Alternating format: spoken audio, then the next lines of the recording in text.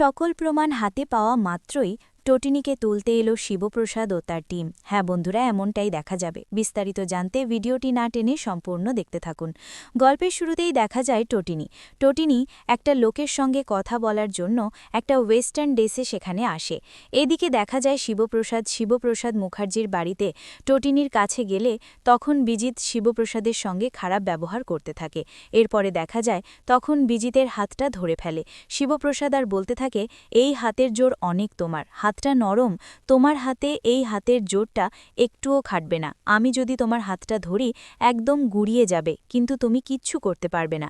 আর আয়ুষী, তুমি তোমার হবু হাজবেন্ডকে বলে দিও আমার সঙ্গে পাঙ্গা না নিতে, কারণ তোমার হাজবেন্ডের টাকা আছে কিন্তু গায়ের জোর নেই, আর আমার গায়ের জোর আছে টাকা না থাকলেও। টাকা দিয়ে আজকাল কিছু হয় না, বুঝতে পেরেছ? তোমাদের সমাজে টাকা দিয়ে সব কিছু হয়, কিন্তু আমাদের মধ্যবিত্তদের মধ্যে টাকা দিয়ে কিছু হয় না।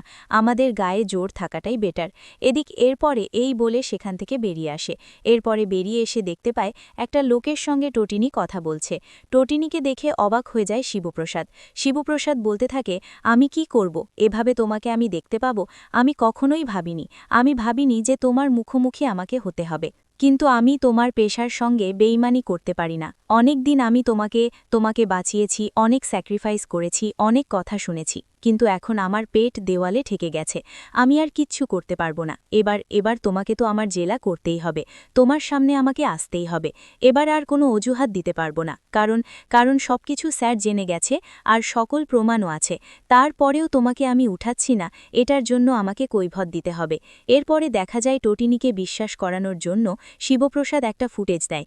এরপরে শিবপ্রসাদ সবকিছু ভিডিও করতে থাকে আর বলতে থাকে, আমার নিজের প্রতি ঘৃণা লাগছে যে আমি আমার নিজের বউয়ের একটা ভিডিও করছি, আর সে ভিডিও দিয়ে আমার বউকে আমি তুলে নিয়ে এসে ইন্টারোগেট করব। আমার ভাবতেও ঘৃণা লাগছে। এরপরে দেখা যায় বলরাম টটিনিকে ফোন করে বলতে থাকে, আপনি কোথায়? তখন দেখা যায় টটিনি বলতে থাকে, কেন, আপনার কি কোনো প্রয়োজন আছে? তখন বলরাম বলতে থাকে, না আসলে কাবিরের কেসটা ফুটে উঠছে, তো আপনি তো আসছেন। তখন টটিনি বলতে থাকে, হ্যাঁ আমি সময় মতো পৌঁছে যাব, আর আমার দায়িত্ব আমি বুঝি, আমাকে বোঝাতে হবে না। এরপরে দেখা যায় বলরামকে পরশুরাম ফোন করে। তখন বলরাম বলতে থাকে, তোর বউকে এক্ষুনি ফোন করেছিলাম, বলল যে আমার দায়িত্ব আমাকে বোঝাতে হবে না, ও নাকি নিজের দায়িত্ব নিজে পালন করতে পারে।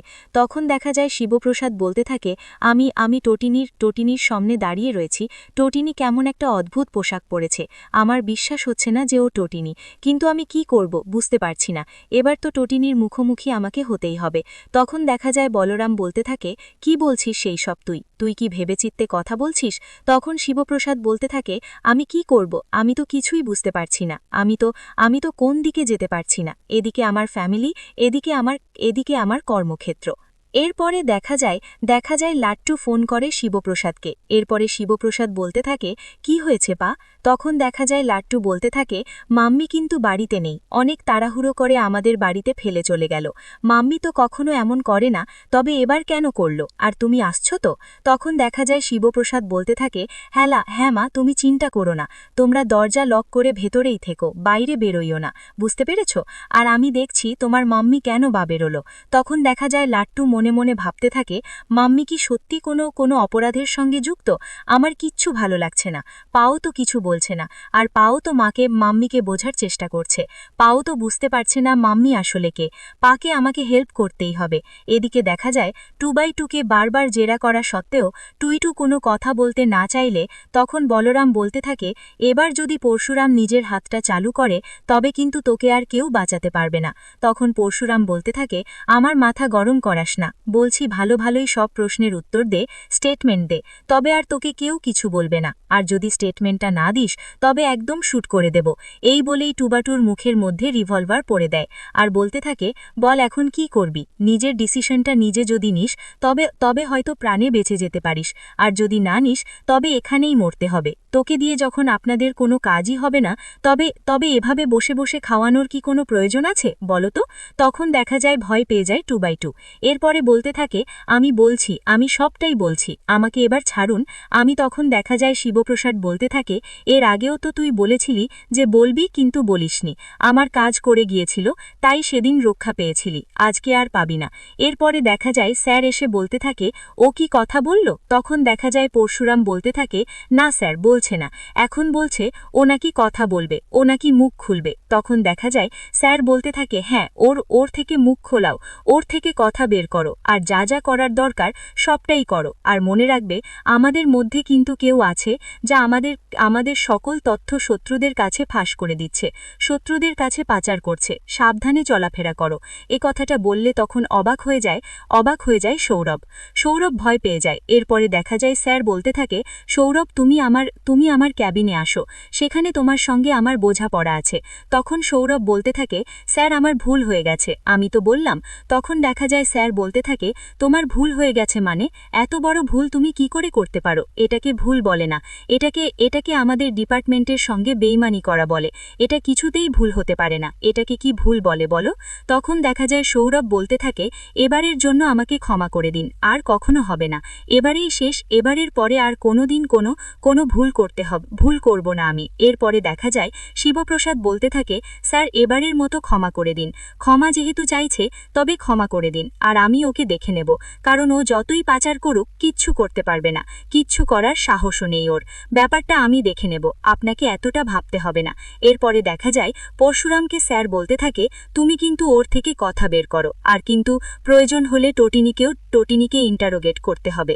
এবার আমি তোমাকে লাস্ট ওয়ার্নিং দিলাম, এরপরে যদি তুমি টটিনিকে বাঁচানোর চেষ্টা করো, এটাতে কিন্তু আমি তোমাকে সমর্থন করব না, আর কোনো সাহায্যও করতে পারবো না, এজন্য তুমি আমাকে ক্ষমা করো। তখন দেখা যায় শিবপ্রসাদ বলতে থাকে, স্যার আপনি কি একই সব বলছেন? তখন দেখা যায় স্যার বলতে থাকে, আমি জানি তোমার সংসার যেমন আছে আমারও সংসার আছে, আমারও বউ বাচ্চা আছে, এজন্য আমি তোমাকে এতদিন সুযোগ দিয়েছিলাম, কিন্তু টটিনি যেভাবে ক্রমশ ক্রাইম করে যাচ্ছে, এভাবে টটিনিকে ছেড়ে রাখলে আমাদের দেশের আরও অনেক ক্ষতি হতে পারে। কিন্তু ও যদি কোনো ডিপার্টমেন্টের সঙ্গে যুক্ত থাকে তবে এভাবে শ্যুট করছে কেন? আর যদি কোনো র্যাকেটের সঙ্গে যুক্ত থাকে তবে তো ওকে অবশ্যই তোমাকেই তুলতে হবে। তুমি ছাড়া ওকে কে তুলবে বলো? তোমাকে এ দায়িত্বটা দেওয়া হবে, তখন তোমার সামনে আসলেও কিছু হবে না। আর তোমার বাচ্চাদের তুমি আছো তো, আর টটিনিকে হয়তোবা অথবা আমরা সাজা কমিয়ে নেব, কোনোভাবে টটিনিকে বাঁচিয়ে নেব, কিন্তু তোমার পরিচয় আর গোপন করা যাবে না, তোমার পরিচয় সামনে আনতেই হবে। এরপরে দেখা যায় স্যার চলে গেলে তখন বলরাম বলতে থাকে, কি ভাবছিস এখন টটিনিকে ইন্টারোগেট করতে হবে তো? টটিনিকে ইন্টারোগেট করবি? তখন দেখা যায় শিবপ্রসাদ বেরিয়ে আসে আর রাস্তায় দাঁড়িয়ে দাঁড়িয়ে ভাবতে থাকে, এখন আমি কি করব? আমার কাছেও তো অনেক প্রমাণ আছে, আমার নিজেরাও তো টটিনের উপর সন্দেহ হচ্ছে, কিন্তু আমি তো কিচ্ছু করতে পারছি না, আমিও সামনে দাঁড়াবো কি করে? আমি ওকে কি করে বলবো যে ও এসবের সঙ্গে কেন যুক্ত, ও কোন ডিপার্টমেন্টের সঙ্গে যুক্ত, কোন র্যাকেটের সঙ্গে যুক্ত? আমি ওকে কি করে বলবো? ও তো আমার 2 সন্তানের মা, আমার গৃহিণী, আমি ওকে কি করে ওর সামনে জেরা করব, ওকে ইন্টারোগেট করব? আমি তো কিচ্ছু বুঝতে পারছি না। এরপরে দেখা যায় স্যার বলরামকে বলতে থাকে, তুমি পরশুরামকে বোঝাও, এভাবে ডিপার্টমেন্টের সঙ্গে বেইমানি করা হচ্ছে, এভাবে কিন্তু চললে ডিপার্টমেন্ট একদম পথে বসে যাবে, সবাই ভাই আমাদের উপর আঙুল তুলবে আর বলবে স্পেশাল ব্রাঞ্চের অফিসাররা সবগুলোই হাতে চুরি পরে বসে আছে, কেউ দেশের জন্য কিচ্ছু করতে পারছে না, লড়তে পারছে না। আজকের পর্বটি কেমন হয়েছে ভিডিওটিতে লাইক দিয়ে জানিয়ে দিও। পরবর্তী আপডেট পেতে চ্যানেলটি